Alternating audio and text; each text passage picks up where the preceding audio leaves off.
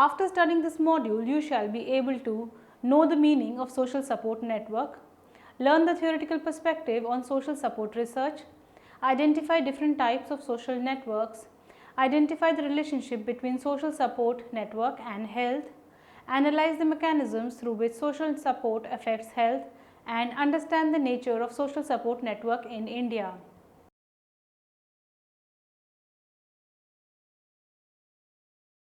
Human beings are social by nature. Need for belongingness is fundamental need across lifespan. The social support networks assume a greater importance in the old age as the elderly undergo a transition from their earlier life stage. During this stage, well-being and health are contingent on social support network. Successful aging is often conceived as time free from disability. However, many older adults themselves consider social engagement as more important for successful aging than physical health.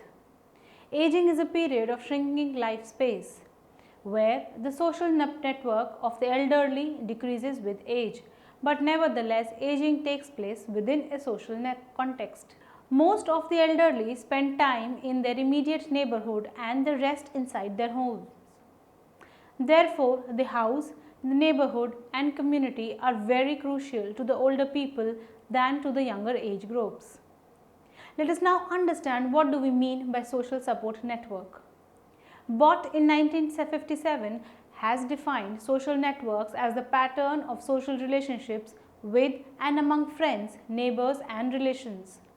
Of late, scholars have broadened this concept to include relationship with the larger community like organizations, work groups, professional caregivers, etc. Antonacci and Akiyama in 1987 conceive of social support networks as the dynamic entities or convoys that change over the life course. Studies have indicated that the social support network of the aged differ from that of the younger population. Most of the surveys have indicated that the networks of aged persons in the Western societies are smaller than the younger people, with many elders living alone. Whereas it has been found that once individuals reach old age, they have a stable size of their social support networks. A social support network is the web of the relationships which surround the individual. It is a pattern of continuous and or intermittent exchanges of mutual assistance that plays a significant role in maintaining the physical, social and psychological needs of an individual over time. Formal social support networks is based upon the interaction of the individual with important role players in the community like physicians, teachers, counselors, mental health professionals, clergy members, among others. Informal social networks, on the other hand, include family members, friends, peers, neighbors, and others.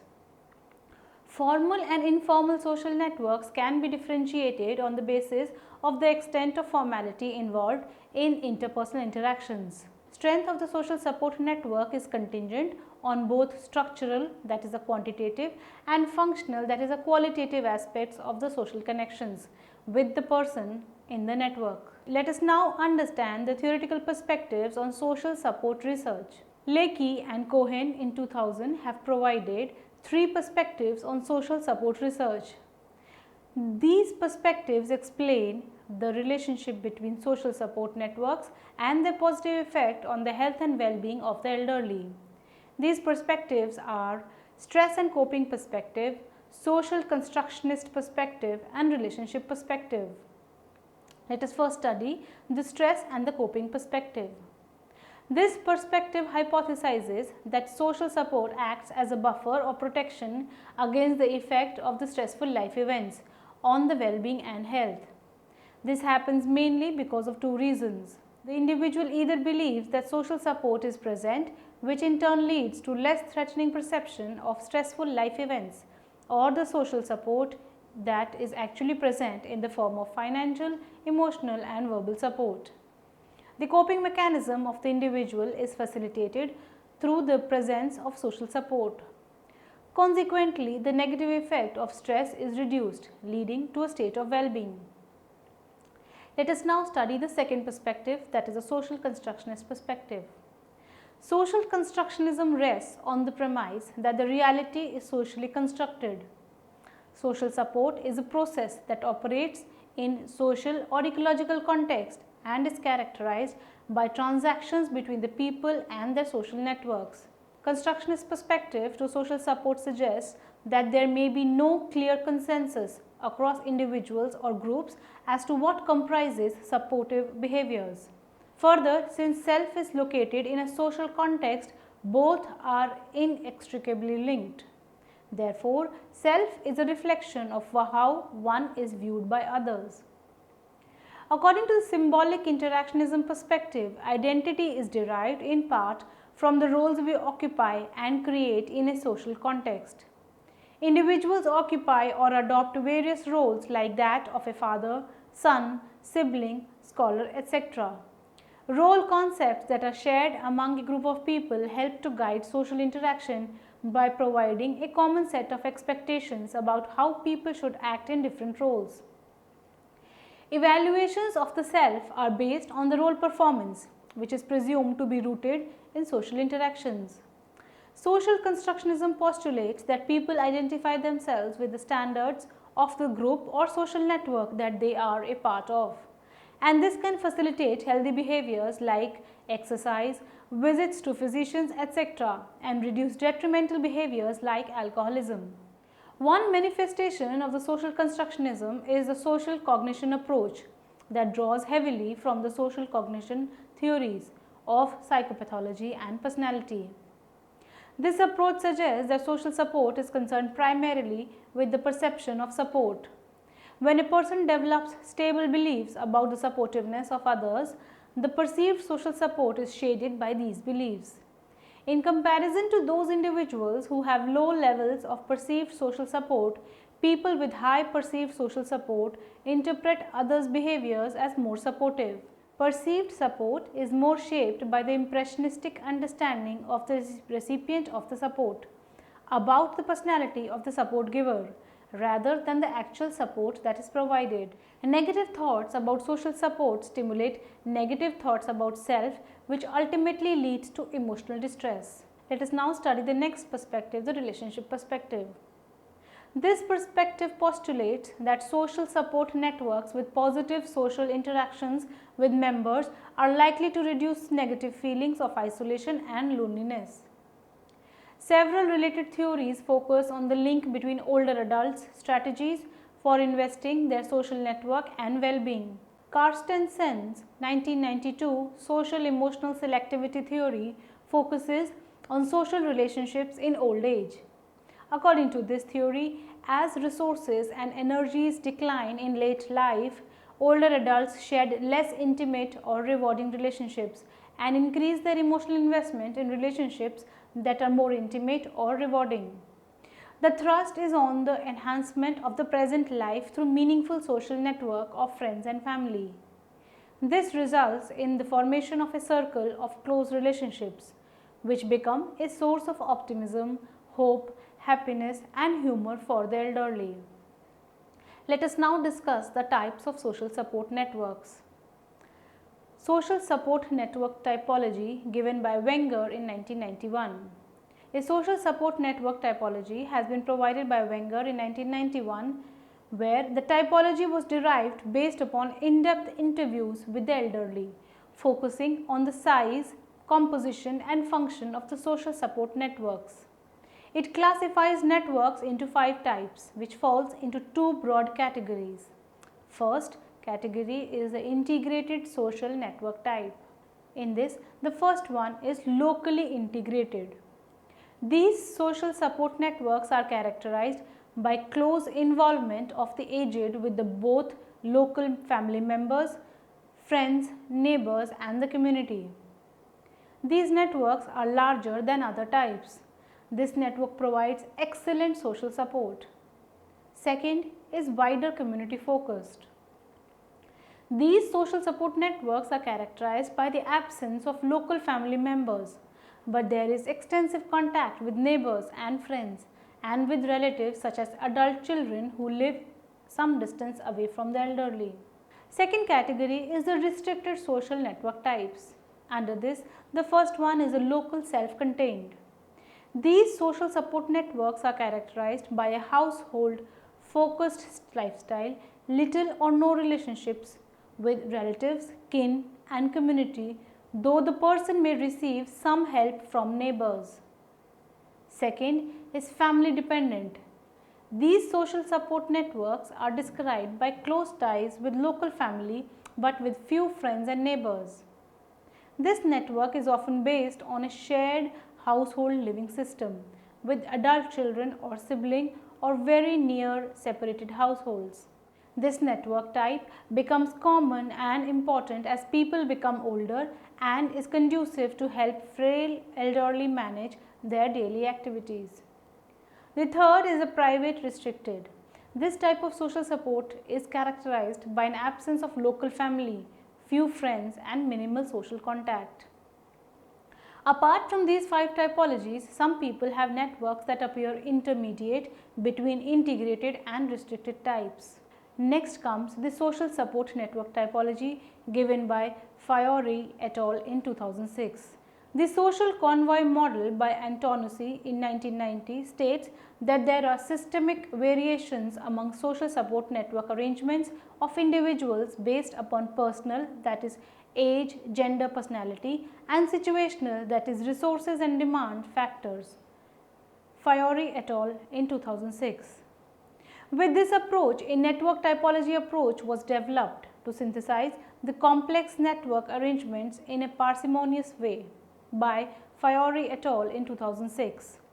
Using this typology, individual social relationship patterns can be classified into 4 different types based on how they arrange their network ties or allocate their networking efforts with different social contacts. Although small variations exist across populations, studies indicate both qualitatively and quantitatively that individuals can be consistently classified into 4 basic network types based on their social relationship characteristics. The 4 types are: first one, the diverse network type. Individuals with a diverse network type maintain a broad range of supportive relationships with friends, family, neighbors and frequently participate in various social activities. Compared to other network types, such networks are richer in social capital than other types of networks. Second is a friend-focused network type. Those with a friend-focused network type have frequent interactions with friends or neighbors but fewer interactions with family members. Third is the family-focused network type. People with family-focused network type arrange their social life exclusively around families and have few active relationships with other types like neighbors and friends. Fourth type is a restricted network type. Those with the restricted network type have limited engagement in all kinds of social relations. Let us now discuss the relationship between social support network and health. First is the relationship between social support network and health. The positive effect of social network on health has been well established by research. In a longitudinal study by Raffinson, Shankar and Steptoe in 2015 investigating the influence of social network characteristics on subjective well-being over 6 years in a population sample of older adults, that is inclusive of 4,116 participants, was found that social network size and network contact frequency were positively and independently associated with future life satisfaction and quality of life after controlling for confounding factors including demographic characteristics, socioeconomic factors and long-standing illness. In contrast, social network diversity was not independently related to future subjective well-being. Hence, the role of close relationships and frequent contact in later life is particularly important. Social isolation can occur when the social network is deficient or absent. Researchers have provided a clear evidence for the health promoting effects of social relationships in the case of elderly. Studies with the socially isolated elder samples suggest that they have a 2 to 4 times increased risk of mortality as compared to those with optimum social support. There is also considerable evidence that inadequate social relations have an adverse impact on mental health, with an increased risk of depression and even self-harm. Interestingly, poor social network is associated with cognitive decline in the elderly. Second, let us study the mechanisms through which social support affects the health. The pathways through which social network affects health of the elderly has been investigated extensively through research. There are several pathways or mechanisms through which social relations have an impact on health. The previous investigations have used social relationships to explain variations in health of the elderly. Multiple theories have been proposed to explain this causal direction. The influence of the social network is manifested in the provision of social support, promoting social attachment, access to resources and material goods, and exerting social influence. All these manifestations are a result of three primarily underlying pathways: direct physiological stress response, impact on psychological traits, and promotion of health behaviors, as studied by Berkman et al. In 2000. Existing research has indicated that diverse network types are better in promoting health as compared to restricted network types. Lake, Jones and Moore in 2012 assessed whether social capital, that is resources embedded in one's social network, is associated with the physical inactivity defined as a state in which body's movement is minimal. Their findings suggest that diverse social networks expand one's range of informational sources, social support and access to material resources, and this reduces the scope of physical inactivity and consequently obesity, type 2 diabetes, coronary heart diseases and even certain types of cancers. Similarly, studies have indicated that diverse social support networks have greater access to resources and lower risk of excesses, adiposity and obesity. Moreover, a greater diversity of network contacts, implying a high level of social capital, is positively related to a sense of accomplishment and mastery, which is an important dimension of psychological well-being. The role expectancy theory says that when others have expectations from a role occupied by an individual, it leads to better self-value and a sense of meaning in life. Hence, being a part of social network is akin to occupying meaningful roles, which leads to better self-worth and meaning in life. Although the other network types, it has been found that the restricted network type is the least helpful for the elderly and lacks all kinds of social resources. Comparisons have been drawn between family-centered and friend-centered support networks. The studies conducted in Western context suggest that friend-centered social networks are better than family-centered networks in enhancing physical as well as psychological well-being. The possible explanation is that friendships are voluntary in nature and one engages in them because they bring benefits and provide emotional gratification, while family ties can be obligatory and rooted in the socio-cultural context which cannot be easily severed, and even when they turn into a liability as opposed to a rewarding relationship. Families are givens, whereas friendship is what one chooses, and therefore they bring more contentment. Some researchers have also argued that some older people prefer independence, and on receiving excessive support, these adults may experience helplessness, lowered self-esteem, vulnerability and loss of personal dignity. This indicates a tension in many elderly social lives. Older adults cherish and benefit from their connections to tightly connected families, but they also value autonomy. A recent research has indicated that instrumental help provided to the elderly by the family members may pose a hindrance in recovering from mobility difficulties due to excessive care and discouragement to take initiatives. This may be detrimental to the elderly's health. Let us now take a look at the social support network in India. India has traditionally a joint family setup. There has been a practice of the elderly staying with their children during the late years of their life. The elderly are treated as indispensable for value inculcation in younger generation. Not only in the family but also in the neighborhood and larger community, the elderly have occupied a respected position. However, this scenario is gradually changing with the Western concept of nuclear families affecting the Indian familial setup. Industrialization and fast pace of life have affected the quality of interaction of the elderly with the younger generation, since the latter find little time for them. K.D. Gangrade, 1987, has noted that in order to deal with the problems of the aged, one must study the social networks in the Indian social structure. Gangrade further emphasized that social support networks tie the families, work groups, neighbors and others together to form a live-in social world of people. An extensive study was carried out by Willingen and Chadha in 1990 to understand the nature, size and composition of the social support networks of older people residing in Delhi and Kentucky, USA. The objective was also to do a cross-cultural comparison between the two. An interview schedule was developed for this purpose. Participants of the study included those who were above 60 years of age. From the Kentucky sample, it was found that the mean network size of different age cohorts differed from each other. The network size was highest for the elderly in the age group of 65 to 69 years, after which the network size decreased progressively as the age increased. The oldest old age cohort, 80 years and above, had the smallest mean network size.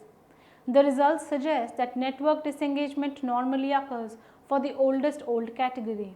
Prior to this age, the social support networks tend to be maintained. In terms of the nature of the exchanges in the network of the elderly, it was found positive exchanges among the members of a network was positively related to the size of the networks. The Delhi-based age cohort included sample with the age of 55 years and older. The results were similar to the Kentucky sample, as it was found that the network sizes were highest at the time of retirement, 60 to 64 years, but later they declined with age and the oldest old age cohort had the smallest network size. There were striking similarities between the samples from Delhi and Kentucky, suggesting that despite having more of joint families set up, 85% of sample in India lived in joint families in India and nuclear families in USA. The elderly from the two cultural setup had similar network sizes as well as patterns of decline. Thus, it can be concluded, though not without limitations in terms of sample size and representativeness, that the network size show a similarity of pattern throughout the life course. Well, now let us summarize what all we have discussed in this chapter. Social support networks play a crucial role in promoting the health and well-being of the elderly. Over a period of time, it has been realized that the social networks do not only constitute the family but also friends, neighbors and larger community. The social networks can be very diverse, including close ties with family, friends, neighbors and community, or very restricted to only family or friends. Research has tried to establish the pathways through which social networks influence health. They affect health through physiological as well as psychological mechanisms. Further, diverse social networks have had more positive outcomes as compared to the restricted social networks. In the Indian context, social support networks have been cherished by individuals since ancient times because of a joint family setup and extended kinship networks. The elderly reside with their children and relatives, which prove to be an immense source of social support. However, due to gradual shift from the joint to the nuclear family setup, the quality of social networks is degrading, and it has been found through research that social network sizes reduce as the individual ages. This may negatively affect their well-being and health.